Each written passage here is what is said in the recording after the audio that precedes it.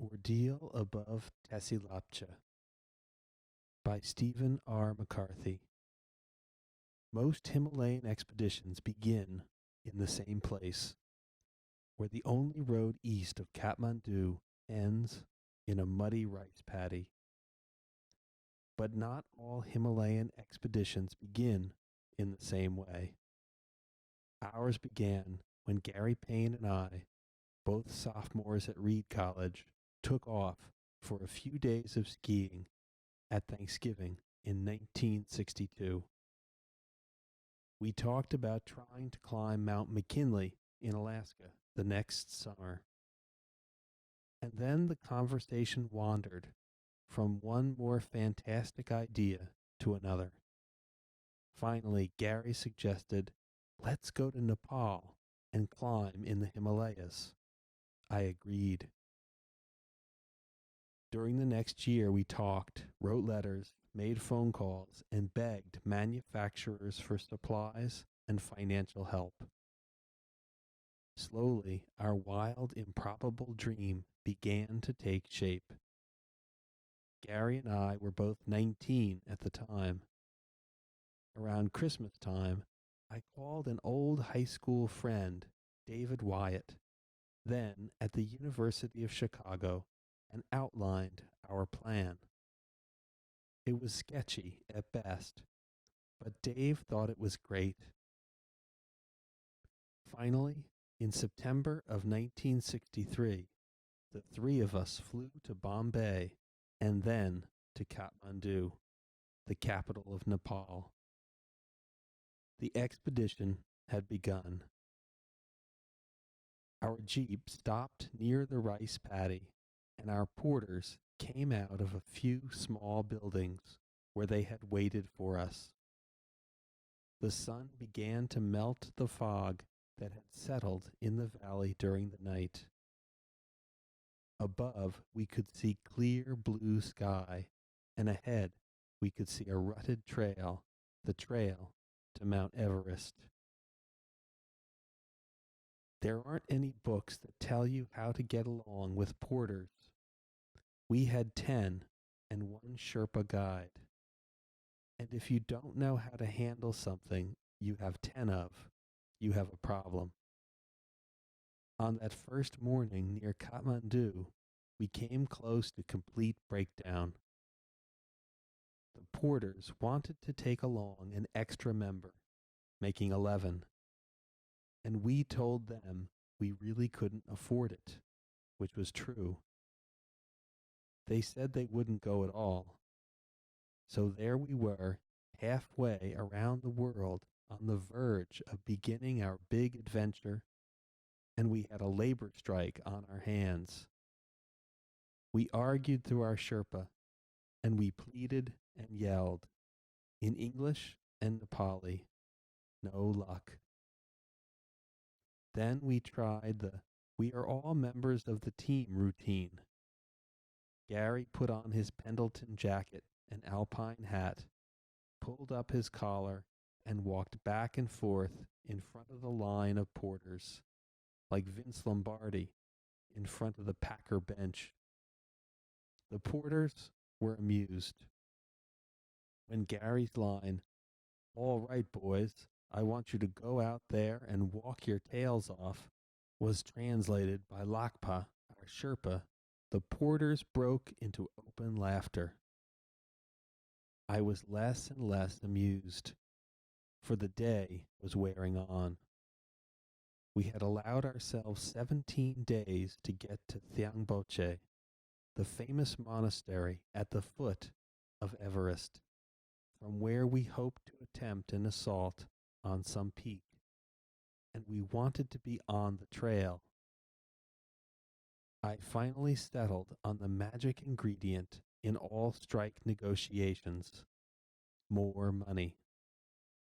We agreed to pay the 11th man a little baksheesh for his troubles, and to give one porter an extra rupee a day for performing camp duties. Porter wages, when they work for an expedition, are about 84 cents a day. Lapcha, the Sherpa, got $1.12 plus food and equipment. By Nepalese standards, they were all well paid. The porters reluctantly shouldered their loads, and we took our first steps up the trail to Everest. Ahead, on the march in, lay 175 miles of the beautiful hills of Nepal. Hard work, fun, and lots of bakshish to keep the porters moving. Those first few days on the march to Thangboche were idyllic. No one could ask more from life. Each morning we rose with the sun, and after a cup of tea, we hiked for 4 hours. In the late morning, we made camp and cooked a huge meal. Most of the time, we were able to buy fresh eggs and sometimes milk. We used native grains for cereal when our commercial cereal ran out. In the lowlands, we bought grapefruit, tangerines, and bananas. Sometimes after a meal, we napped or took pictures. David collected insects, for we had arranged to make collections for both the Smithsonian and the Chicago Natural History Museum. By early afternoon, we would be on the trail again, putting in 4 more hours of solid hiking. Sometimes on a hot afternoon, we would stop to buy native beer, a thick gruel called chang, for our porters. We could never stomach the stuff ourselves, and God knows we tried, but the porters loved it. Its food value was probably much higher than its alcoholic content. We hiked in tennis shoes and shorts, and in the hot afternoon we removed our shirts. We carried packs as heavy as our porters did, and with the easy 10 to 12 miles a day pace, we gradually built up our strength. We would need it. As we went east across Nepal, our route gradually turned north. The valleys became higher, the ridges cold and bare. The people changed from the lowland tribesmen to the more Mongoloid Tibetan Sherpa stock, and the culture changed. As we climbed higher, the Tibetan influence was clearly visible in the food and dress of the people, and especially in their religion. They were Buddhist almost to a man, and the trails were lined with carved rocks inscribed with Tibetan Buddhist prayers. The houses were no longer the mud brick and straw roofs of the lower tribesmen, but the sturdy stone and wooden beams of the Sherpas. Even with clear weather, we saw little of the high mountains before we arrived at Namche Bazaar, the last large village before Everest. Each pass got colder and higher, 13,000 feet now, and we could sometimes see a flash of white or a high rocky ridge, but that was all. The beauty of the high Himalayas is well hidden. Most often it is hidden by distance, but even when you are close, the clouds or the surrounding ridges veil the splendor of those peaks. At Namche Bazaar, we paid off the lowland porters, whom we had finally learned to live with in a rough, unpleasant kind of truce. In their place, we hired more Sherpas, better suited to the cold. They turned out to be Lakpa's family, mother, brothers, sisters, and a dog or two for good measure. They brought along some rice liquor, which tasted a little like the sake of Japan. Since the march from Namche Bazaar to Thiangboche was a short one, only a few miles, we went along with the game and made a picnic out of it. We left Namche Bazaar, picking our way up the trail, climbing steeply in the early morning cold. The sun, in an icy blue sky, hadn't warmed us when we pulled up over a knoll and stopped short. The highest mountains in the world were spread out before us. After days of walking, we could see our goal. On both sides of the steep canyon of the Dudkosi were peaks slightly over 20,000 feet, more spectacular than any in the world. Hillary once called the walk from Namche Bazaar to Thiangboche the most beautiful in the world, and we could see what he meant. Amadablam, a giant tower, dominated the valley. Kamsurku, a cold, icy blue triangle, was on our right. Everest, the biggest of them all, was straight ahead, still partially hidden by peaks. In the middle of all this was a ridge about 13,500 feet high. On it was a small white dot, the great Buddhist monastery of Thiamboche. We quickened the pace, leaving the Sherpas to drink their rakshi, and we sang as we walked the final few miles. The monastery was an important one.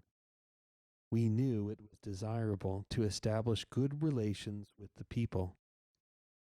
With this in mind, we put on clean shirts, tried to comb our hair, and unpacked a heavy woolen blanket that we had brought as a gift. With Lapcha to act as interpreter, we crossed the last few hundred feet of meadow to the doors of the monastery, blanket held out as an offering. The guards, two huge Tibetans with black Tibetan mastiffs on tethers, had seen us coming. Lapcha told them our plans and that we wanted to see the High Lama. Shortly thereafter, we were admitted, and ducking our heads, we went through the low first floor of the High Lama's private quarters. A creaky flight of stairs took us to an open courtyard. Along the sides were stacked Tibetan holy books, large sheets of beautifully inscribed parchment left unbound between two boards. A few rose bushes in tin cans were next to the Lama's chair. The High Lama of Thiamboche entered, and we stood up. Lapcha bowed, and the Lama touched his forehead. We held our hands in front of us, as if to pray, and said what we hoped was a proper greeting. Namaste, Lama. He was pleased with the blanket, lifting it to feel its weight and saying something in Tibetan to Lapcha. The formality ebbed, and with the help of Lapcha and many cups of Tibetan yak butter tea, we had a friendly visit. We spent the next day trying to clean up. It was impossible, and we knew it, but we tried. I borrowed a yak watering trough and tried to take a bath. Gary and David got some laughs, and I nearly got pneumonia, plus several interesting kinds of lice. And some monk got back a much cleaner watering trough. The rest at Thiamboche did us good. Our record for the march in had been remarkable, we thought. More than 175 miles in a strange land living on native food as well as our own, and putting in a steady 8 hours of trekking every day. And we hadn't had a single blister, case of dysentery, cut finger, or even sunburn. Our diet had been good, and we were in high spirits. The heavy packs had made us fit. We could jog across the meadow at 13,500 feet, and although we would breathe heavily, we could feel the kind of strength needed if we were to attempt a climb. The mountains were all around us. Amadablam hung over our heads, and Everest and Lhotse reminded us how small we were.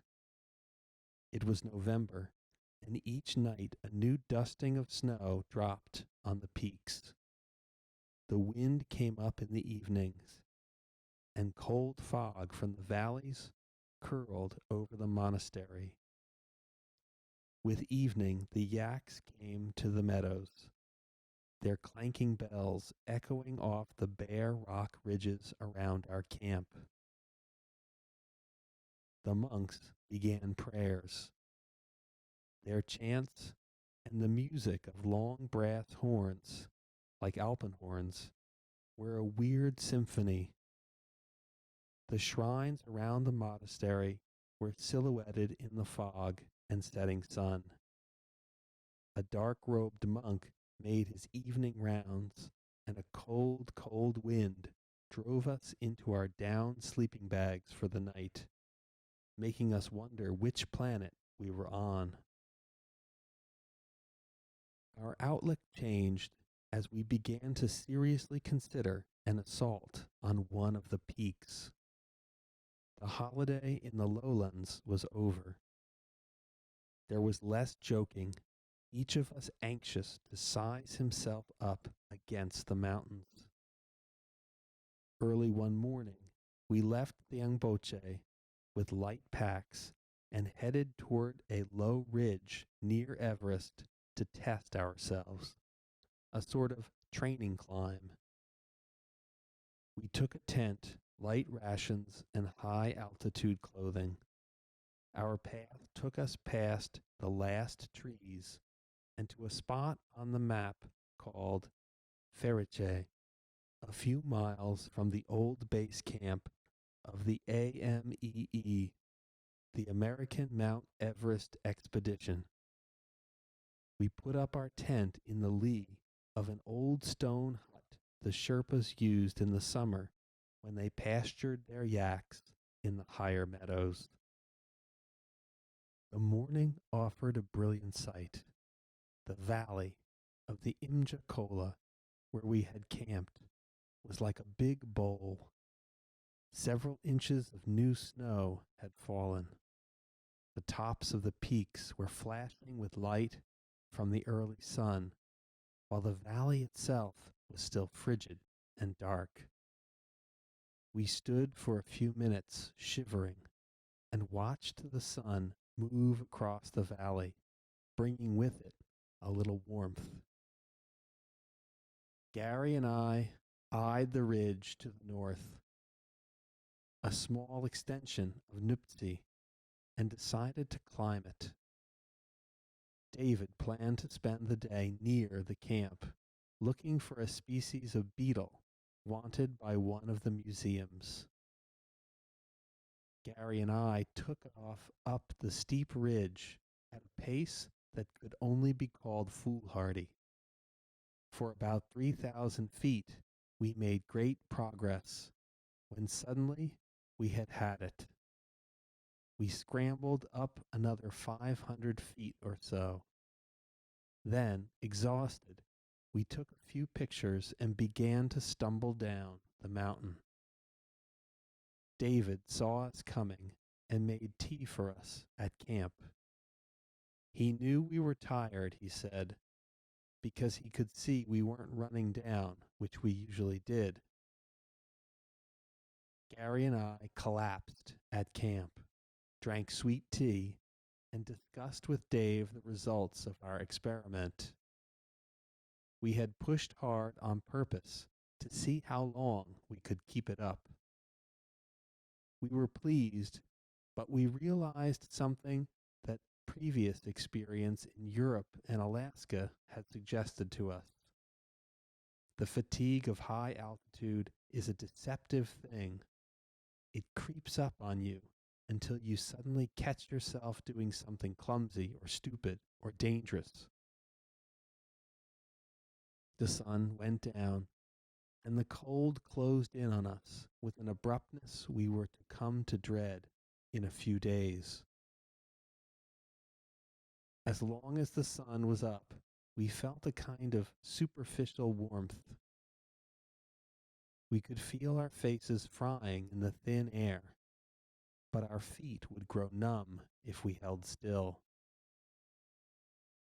In a matter of minutes after the sunset, life became a struggle. If there was a wind, we had to make camp.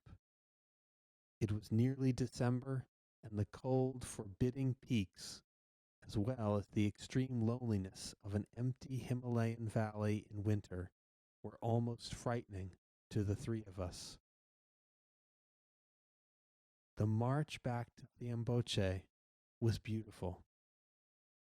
In the bright sun, our eyes roamed over the peaks, picking imaginary routes, and we hoped that someday we would come back with a bigger, richer expedition that could support an assault on one of the large ones.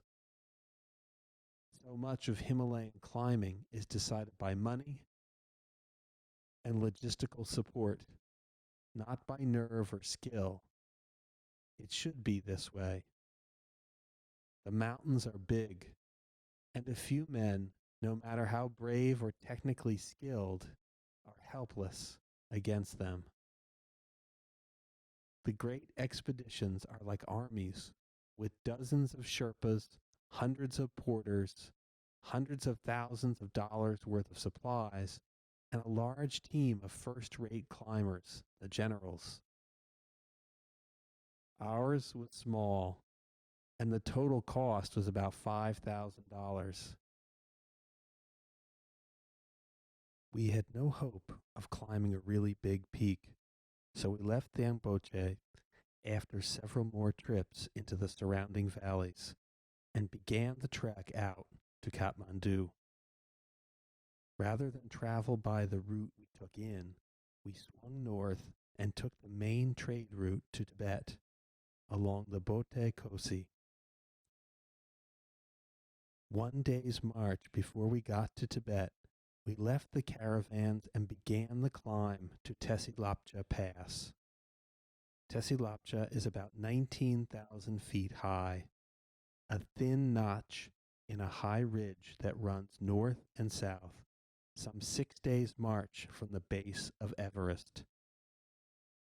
No one uses it in winter, and we had to search through several Sherpa villages before we could find Sherpas who wanted to make the trip with us. We would say in Nepali, going to Tesi Lapcha, and they would look at us as if we were crazy. Finally, we put a team together. It was a good one. There were 3 Tibetans and 5 Sherpas, in addition to Lakpa. They were tough, with great endurance, but they could laugh and smile too. We left the last village, Tami, and hiked to the foot of the pass. The valley was narrow and the sides were steep and high. The sun went down early, and by 3 p.m., we had to make camp. We felt like we were walking off the edge of the earth. Down the valley, we could see a few small peaks still lit by the sun. Everywhere else, there was nothing but cold blue peaks and a cold black sky. We had come to think of the Sherpa villages as civilization, and we had felt very much at home in them. Leaving and going to Tesi Lapcha was putting behind the last traces of comfort. Now it was ourselves alone against the land. The next morning we crawled out of warm down bags, thawed out our boots, and broke camp, ready to climb the pass. We took the 3 strongest Sherpas and Lapcha. The others were to wait for 2 days until Lapcha and the Sherpas had returned. Then they would carry the rest of the loads up on the 3rd day. Gary, David, and I planned to spend 3 days at the top of the pass. I can't really say what each of us was thinking as we took the first steps early on that cold morning. We were quiet. Ahead was a notch in the skyline, Tesi Lapcha. To get to it, we had to climb a long, rotten moraine, cross an ice field, and climb a steep ice slope. On each side of the notch were peaks. To the south, they were about 22,000 feet high, and to the north, about 24,000 feet. None of us mentioned it, but later we found that all 3 of us were looking carefully at a peak to the south as we climbed to the pass. The peak was steep and creased with crevasses on the side where we made our approach. The north side, with easy access from the top of the pass, was more gentle. It had no name and had never been climbed before. No one said a word, but we knew we had time at the top while we waited for the porters to bring the rest of the equipment to make an attempt. This is what we had come halfway around the world to do. The moraine was dangerous. Huge boulders were loosely embedded in the soil. And when the man above me walked, the chances were good that he would knock something loose. There were 7 of us, and the work was hard. The air grew thinner, and we picked our way up, breathing more heavily. As we went higher, the falling boulders seemed to come more swiftly when they came, and we moved more slowly, getting out of their way. We got up the moraine behind schedule. The Sherpas were worried because they had to descend the same night. The ice field was worse. Drifted across it were about 3 feet of loose snow with a breakable crust. At 17,000 feet, we broke through the crust, pulled out, and broke through again and again with every step. It was maddening. We couldn't always get a firm foothold to climb out, so we'd just keep floundering forward, pushing against the hard crust waist deep in the snow. The ice slope was easier walking, but steeper. And we chopped large steps for the Sherpas. By now, Gary, David, and I were exhausted.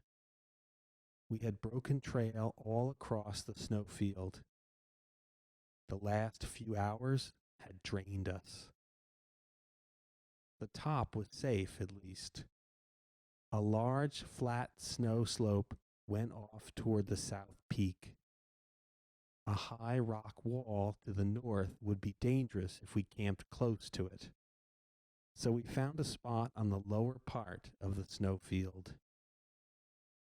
The Sherpas left immediately, and with the sun going down and a wind beginning to chill us, we struggled to make camp. With about half an hour's digging, we carved a platform for the tent. In another few minutes, we were inside and trying to make things comfortable. Instead of air mattresses, we had brought light insulating pads made out of ensolite, and we put these on the floor of the tent. With the ensolite and our body heat, the tent was warm enough for us to unzip our jackets. Dave and Gary flopped on their sleeping bags, exhausted. I was starving, and with a sort of clumsy determination, began making dinner. Stoves are terrible things. At 19,000 feet, when it is windy and your fingers won't work right, they are impossible.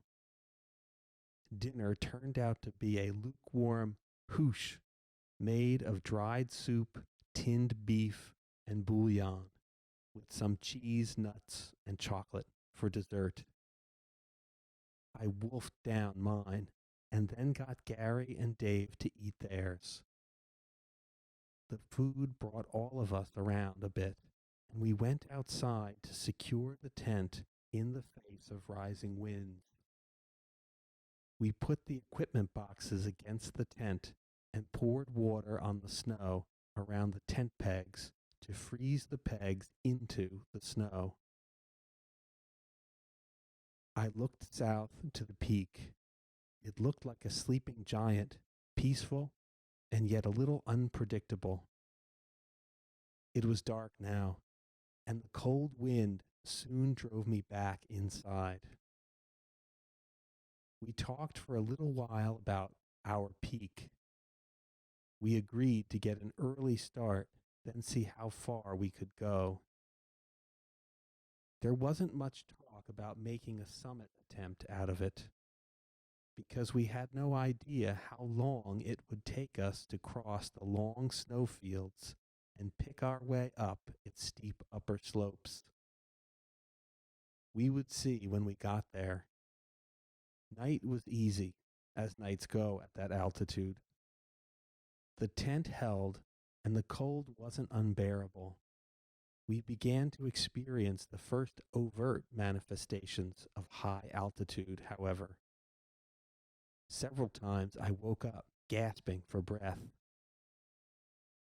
Each time I had to take several slow breaths, not too long and not too deep, a little like breathing from an aqualung, and this put me back to sleep.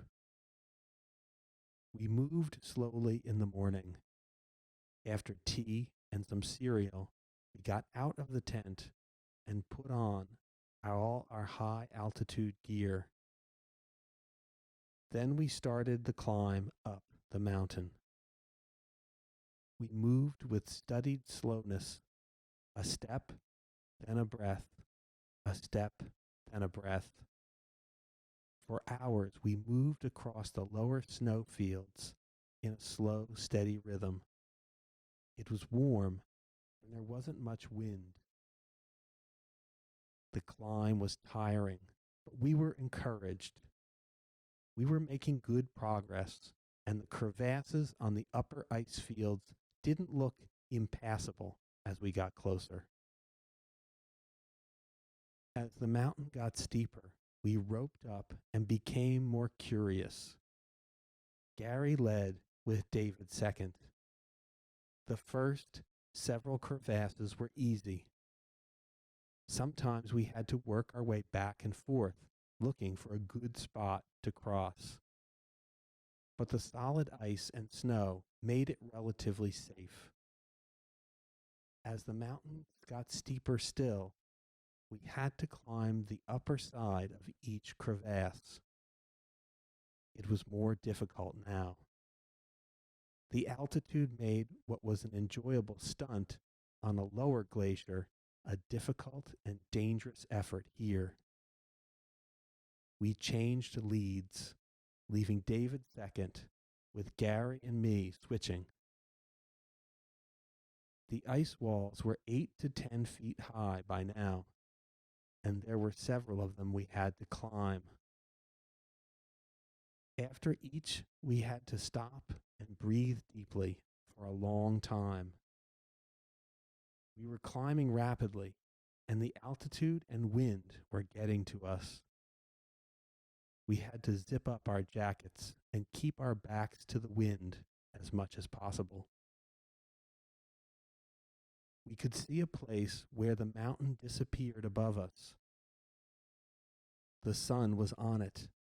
It looked like a summit. The wind was coming up, and it was getting late. This was when we had to decide. We were very tired, but we figured that everyone is very tired at that altitude, especially without oxygen. We were well over 21,000 feet, and we estimated the summit to be about 22,000 feet. We looked at each other, and Gary made an upward motion with his thumb. Dave and I followed suit.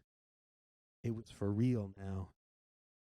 We had stopped pretending that we were just out for a walk, and each of us was psychologically committed to getting to the top of the mountain. This commitment means a lot.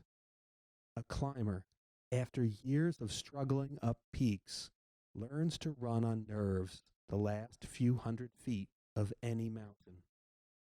He will take incredible punishment and hurl himself against impossible odds simply because he has decided to climb to the top. Up we went slowly, step, breath, step, breath. The crevasses ended, and the mountain narrowed to a sharp snow ridge. The snow was solid, and we could get a good foothold with our crampons. The ridge was exposed, though, and the wind threatened to blow us off. It stung our faces and sucked the heat out of our bodies. I took a picture, and my fingers stuck to the metal on my camera. The wind made it difficult to stay on our feet. The ridge got narrow and steep.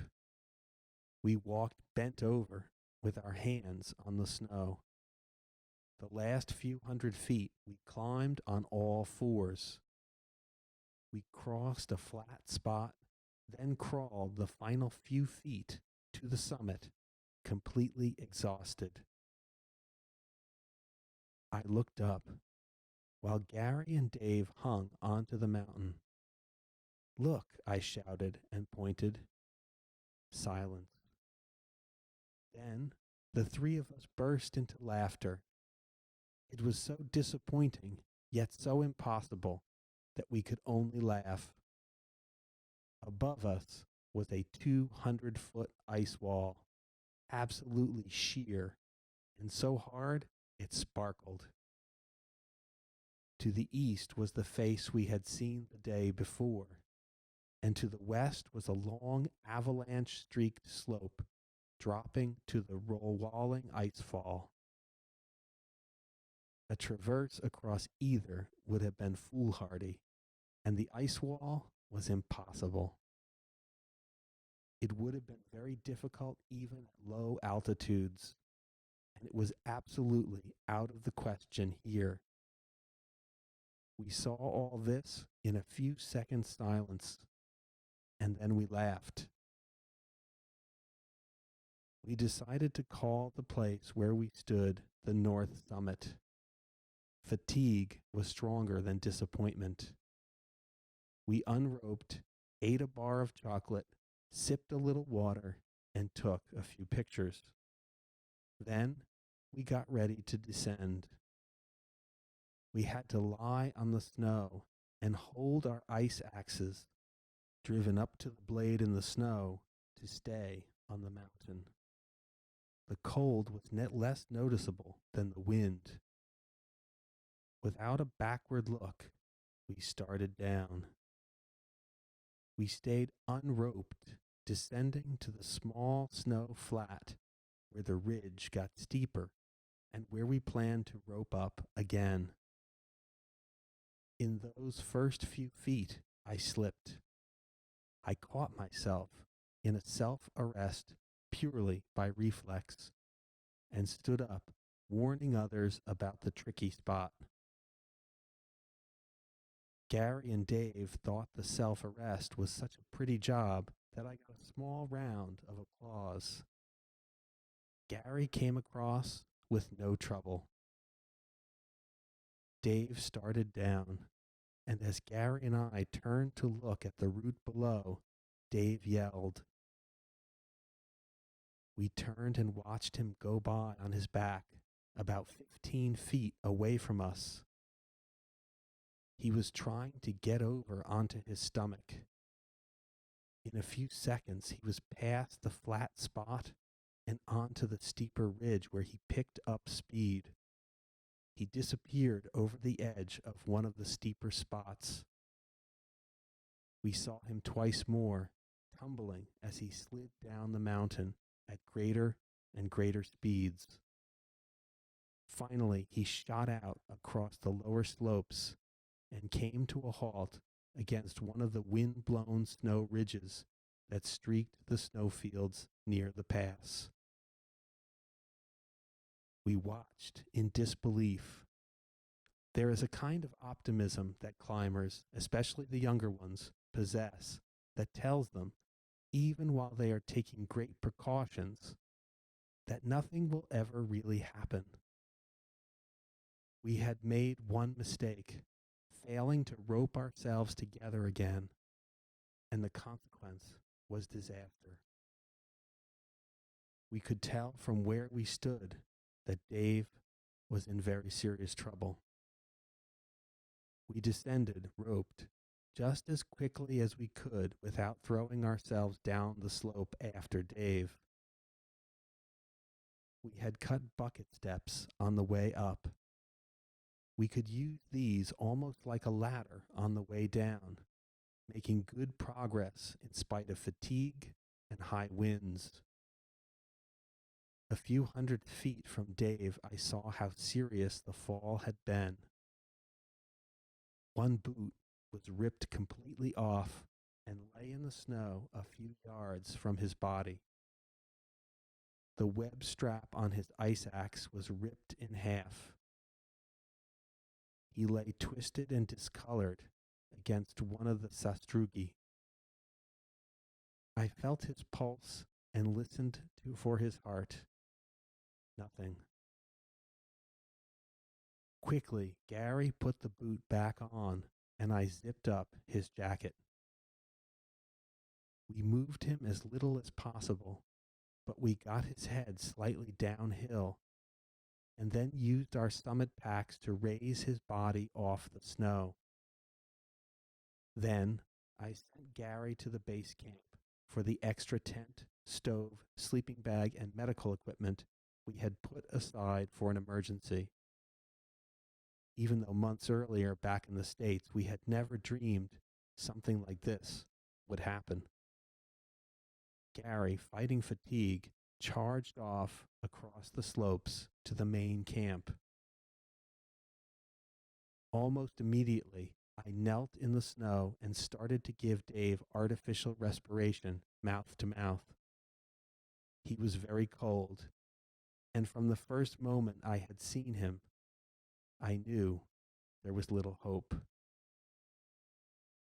For 2 hours in the wind and gathering darkness, I tried to find some response in David.